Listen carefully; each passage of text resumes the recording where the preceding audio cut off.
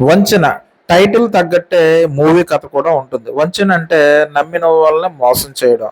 ఈ మూవీ కథ ఒక చర్చి ఫాదర్‌ని చంపడంతో స్టార్ట్ అవుతుంది. ఆ చర్చి ఫాదర్‌ని ఎవరు చంపారు అని పోలీసులు ఇన్వెస్టిగేషన్ చేస్తా ఉంటారు. ఈ ఇన్వెస్టిగేషన్‌లో భాగంగా చర్చి ఫాదర్ డ్రైవరే ఆ ఫాదర్‌ని చంపారని చెప్పేసి వీళ్ళు అరెస్ట్ చేస్తారు. అరెస్ట్ చేసిన తర్వాత ఎప్పుడైతే కోర్టుకి కేసు వెళ్తుందో, ఈ కేసు వాదించడానికి లాయర్ అయితే ఎవరు ఉండరు.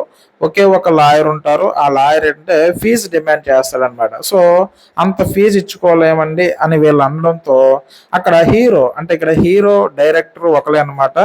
ఆ ఉమా మహేష్ అన్న కొత్త యాక్టర్ అయితే నటించడం జరిగింది. సో, ఇతనే ఈ మూవీకి డైరెక్టర్ అలాగే హీరో.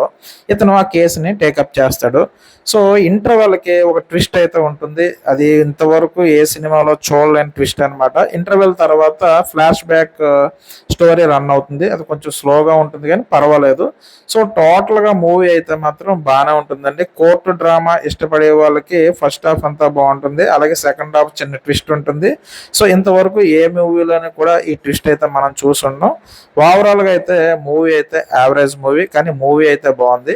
అలాగే ఈ మూవీ స్టార్టింగ్‌లో చిన్న కథ అయితే చెప్పడం జరుగుతుంది. ఆ కథకి ఈ మూవీకి ఎటువంటి సంబంధం ఉండదు. సో, ఓవరాల్‌గా చెప్పాలంటే మూవీ అయితే బావుంది.